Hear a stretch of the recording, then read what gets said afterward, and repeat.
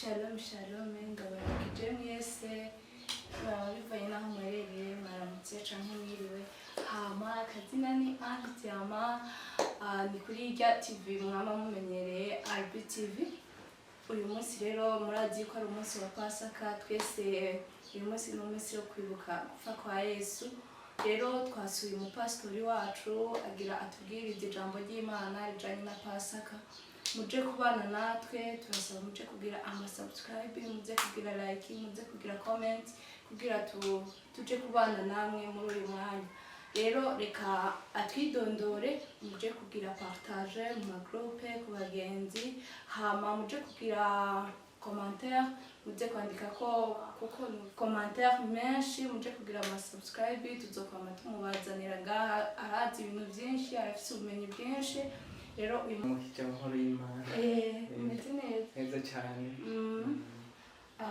Twabusuye ni muhira canke kuri eglise, hano tugira icyo bita morning devotion canke devotion di matin, niho dusengera mu gatondo akantu gatoya mu gatubana ngaha nyine. idandura abantu. Okay, je amazina yanjye nitwa Yaho, tukabonayo hanyuma mu mission pastor ku Burundi. Nico niko naje cyo dukora ni evangelisation, kubwira ubutumwa bwiza abantu, babwira gukizwa no kubwira Kristo nk'umwami n'umukiza. Nibyo bintu dukora cyane cyane. Umva umupastori umaze igihe kirekire mu pastori?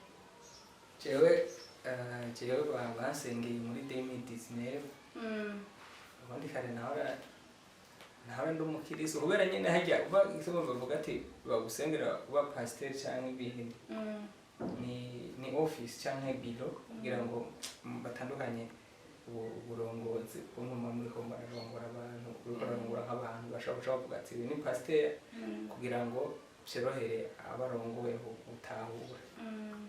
Hama pastor uri pastor we ya eglise? Twe tushengero yacu yitwa Victory City Church. Twarana mu gufasha mu mashuri. Hama uyu munsi twagutembereye, uratwidondoreye ko umupastori umaze igihe kirekire igihe gitonya ukora ibintu by'ubupastori. Ariko n'igihe cyahera naho nyine sinepfa necessairement kuba n'umupastori kubera bari wese ajya gukora nimaze mu gihe ibyo bikorwa nyine by'uvuga butumwa, gusenga no gusoma Bibiliya. Mbe wamuja ku pastor nk'abaye umushemasi canke umwarimu we? Aje twebwe umushengero yacu siko bimeze vraiment. En fait ni shengero ikuza aba leader canke abarongora abandi, wari wese mu training canke tumwigisha kugira abo murongozi. No kuvuga iki hariho icyo bita great command canke itegeko ryatanzwe na Yesu Kristo kugenda kugira uvuga ubutumwa. Wese yobura mu rurimi rw'icyongereza ni Passover.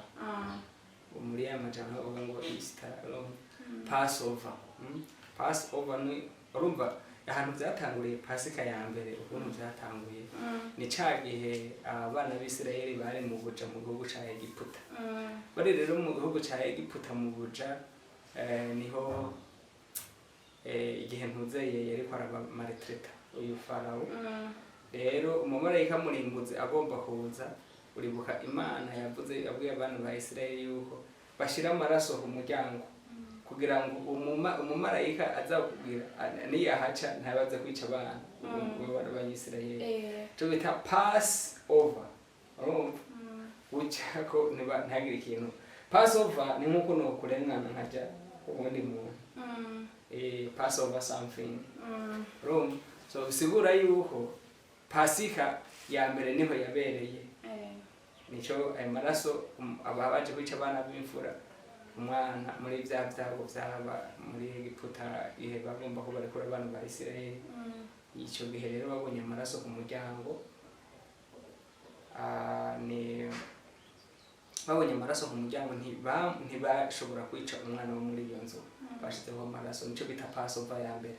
Ikindi higira kabiri, abana b'Isirayeli bararushe bararekugwa inyuma y'icyo gihe, baravuga ko ntuzeye cyaca muteye ishari, bariko baragwira bariko baratera imbere, aca bagirira ishari n'inzigo ntiyasubiye kuba kubera batari bakira agomba ko bamwe mu buja ngo bamaze kwiyumva kutaniho haje habutse ingorane zose rero bamaze kugenda bavuye muri Egiputa bakajabuka bagenda muri Isirayeli bamaze kujabuka uruzi waruzi rutukura bahinduka amaraso abantu bapfuye bagashika mu bari mu busigaragwa bwitwa ahantu hitwa Sinayi muri wilderness canke mu bugaragwa canke mu butayu mu Kinyarwanda aho hantu rero bahari unyuma y'umwaka bamaze kugira barasubiye baragira ico bita Passover barahimbaza umunsi mukuru wa Passover canke Pasika hanyuma ivyo birangiye ubwo naho turagira ico bita Pasika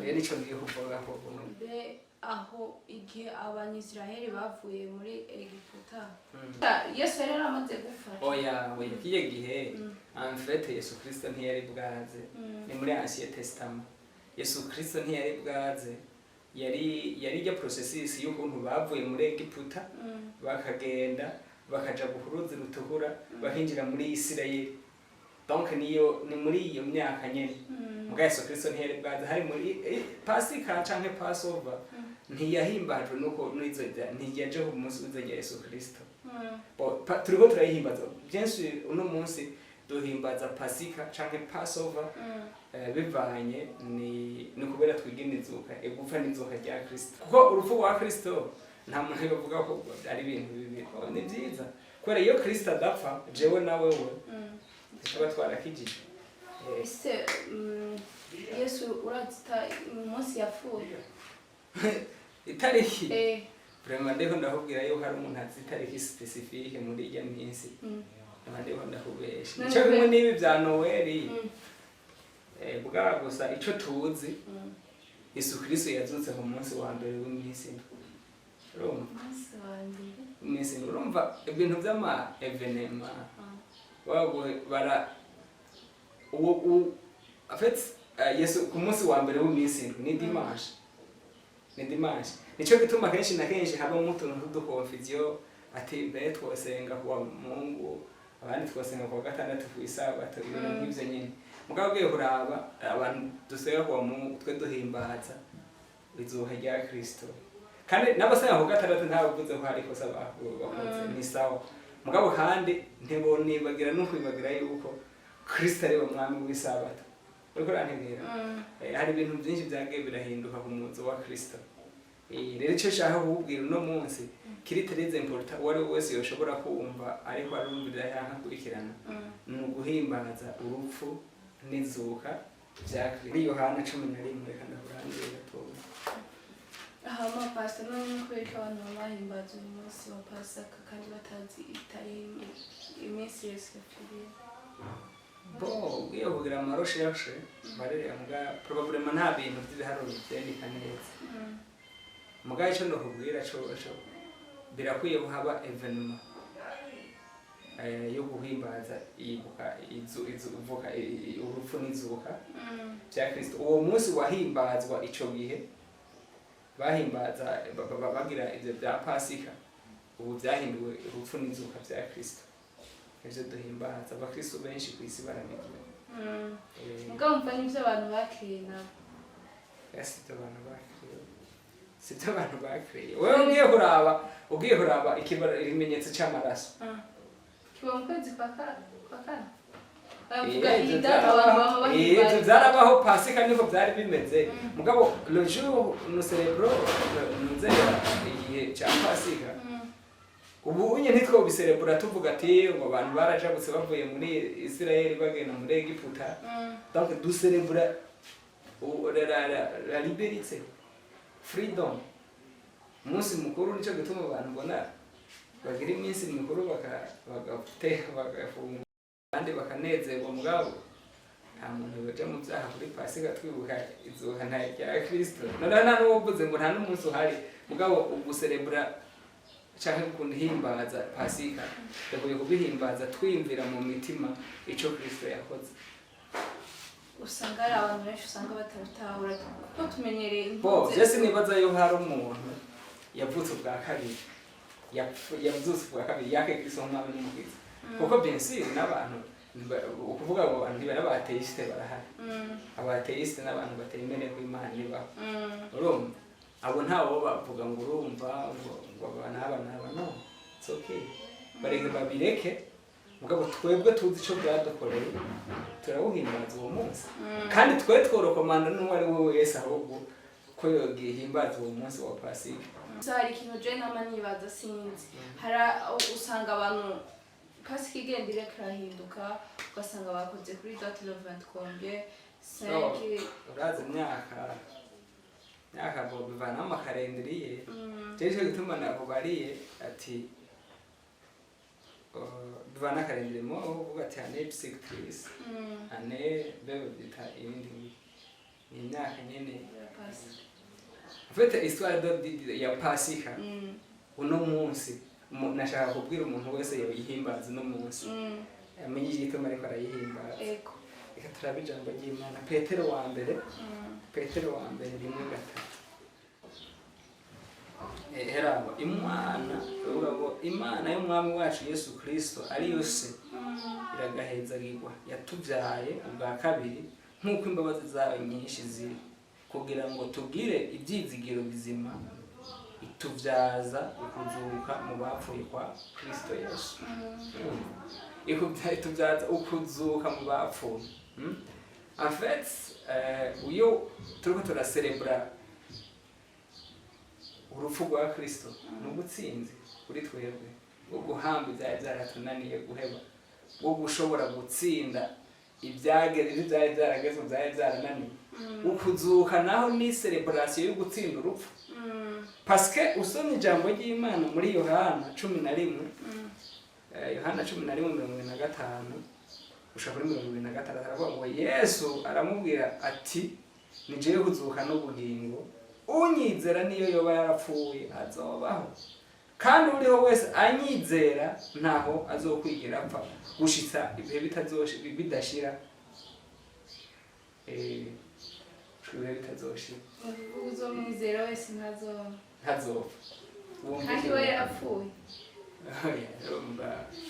ubuze kuvuga ngo c'est spirituel no sikuvuga ngo urumva gupfa afite twebwe ibyo bantu babona donc ntushobora kuvuga urumva ngo dependa kuri ibintu corporel twe turazi ni cyo womenya umubiri ikintu binini ukozwe ni ibishangana n'amazi donc nicyo gituma n'ukomeretse umuntu byoroshe n'ukwapfa rero iyo uvuze yuko umuntu adapfa si biko kuvuga ubuye byo bw'umuntu apfa agaja guhambwa tuvuga l'esprit ubu mu gihe burabayita epignosis ni vie éternelle no kuvuga epignosis it's our inheritance no kuvuga ni iryo sezerano twe dufise nk'abizera that's epignosis no kuvuga iki uwizera Kristo nubwo yarapfuye azoba twe nico gituma ntiturabifadika ahubwo turavuga ngo butazoza turazi ko aha ku isi turi muri passage rero iyo passage sibyo turaba uyu uvuze ngo uvuga ati nk'umuntu akubajije uri nko muri Kenya cyangwa uri mu kindi gihugu ati mbega ubahe mu Burundi hanyuma akaba ariho umugoroba ukaca winjira mu modoka utashe ntibizibura yuko mu modoka ariho uba washatse kuvuga sinzi ko ari example yumvika shatse kuvuga iyi si turimo tuyibamo do passage tuhaca duhita iyi ni inzira ducamo tugirane duhita cyo gituma rero Yesu no kuvuka n'ubuzima uwo mwizera naho azoba yarapfuye azoba muzima iki nacyo uwo mwizera ntazopfa porudire yuko naho tuzopfa turahindura aho tuba donc twinjira mu bundi buzima cyo gituma utabona umuntu w'umukristo ariko aragira ubwoba bwo gupfa ariko aragira ubwoba bwo byakazoza aragira ubwoba bw'ibintu bizobejo ibintu nk'ibyo ubona bisigura yuko uwizera Kristo afise ubuzima budashira azokwamaho ibihe bidashira bisigura naho upfa urahinduye aho kuko winjiye mu bugingo budashira ikimenyetso cy'uko Yesu Kristo yapfuye ubundi Imana ntipfa Yesu Kristo yapfuye yapfuye ikimenyetso cy'uko dutsinze ibyari byaratunaniye gutsinda. Izuka ryiwe n'insinzi kandi y'urupfu. Twatsinze urupfu nta bushobozi bugihije bwo kutugumiza hasi. Tuzokwibukwa yaratsinze urupfu mu bisanzwe. Afite kijya kintu cyo kuba ubwiye umuntu muzozuka kandi utarabona upfa ngo azuke biragoye. Mugabo poro mama ko tuzi ko Kristo yapfuye akongera akazuka. Urumva? Yarapfuye arongera arazuka. Poro mama uzahora turafise ubuzima. Kandi nta muntu yokekeranye yizera ko ari muri Kristo Yesu kubera Kristo no gupfa n'ubuzima yarapfuye yaracaye hanyuma an example yaciye azuka araja mu ijuru kwa Data. Okay, no man 15:21. Ari no man